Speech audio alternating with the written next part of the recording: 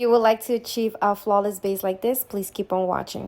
So I already did my skin prep, and if you want to learn more about it, definitely go check out my previous videos. I go step by step, but right now I'm gonna go in with my Milk Makeup Hydro Primer, my most favorite primer. I usually don't use primers, but if I have to, this is the one. And of course, I'm gonna be contouring or bronzing my entire face with this product right in here, Liz, in the shade No Limits Harmony. I like to start out doing something like this. Remember, guys, you gotta contour according to your face features. So what I'm doing might not be the best for you. So try to do some research as to what type of face frame you might have. I'm on the square side, and I put a lot on my forehead because, you know, I have there like 4 or 5 fingers type of forehead.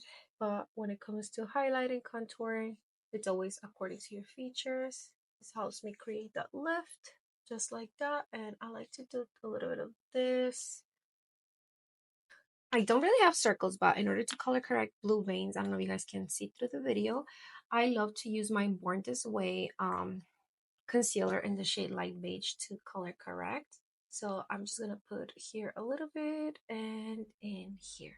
Are blending the color corrector concealer area just by tapping. By the way, this is my favorite brush from Delium Tools, this one right in here. So after I'm done blending my color correction, I'm gonna go in with a lighter concealer. I am obsessed with this one right in here. This is the Luminous Silk Concealer in 3.75, just like that, because I do want a bright under eye. And I like to apply this product right in here too.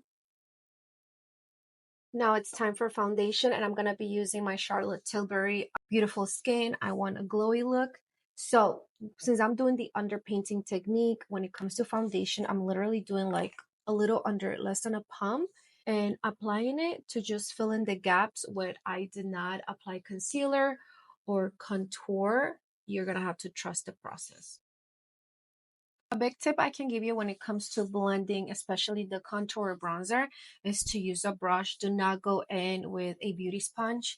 I am a professional makeup artist, so when I gave my makeup lessons one-on-ones, I've noticed that most people, when they use the beauty sponge, they tend to absorb too much of the product. So it's kind of like you did all of this for no reason, like you defeated the purpose because you blended way too much. Yes, there is such thing as blending way too much to the point that, you know, you should have just skipped this part if you're going to take out most of it. So this is the way I like to blend in. Always keep in mind that you need to blend going upwards, never down, because you will bring your face down. So be very careful with that and just take your time. Once you're done blending out the bronzer contour, we're gonna refresh the makeup by using the MAC Fix or any glowy type of setting spray you might have. Wait about 10 seconds before you start blending again. Now we're gonna blend in the concealer, so I'm back to my concealer brush. I tend to crease a lot under my eyes, so I always prefer to use a brush over a beauty sponge. And let's continue blending the entire face. Just make sure that when you're blending with the brush, to not completely remove the entire product. As you can see, I mainly tap, tap, tap, and just trust the process. By the way, I've been obsessed with this brush. It's super affordable. I'm going to be using this beautiful blush lighter, meaning 2-in-1 from Juvia's Place in the shade Rosy Posy Glow. It is super pigmented, so keep in mind that a little bit of product goes a long way. I'm literally putting like this much. Then I go back with this brush. So I'm pretty much done with my entire base, but as you can see, there's some harsh lines, some demarcation. And I leave that on purpose because I love to use at the end my beauty sponge. I did wet it, and make sure you do this with like a clean towel paper so it's, let's say, as dry as it can be before we go in and blend. If you like to learn how I set my face, then go to part 2.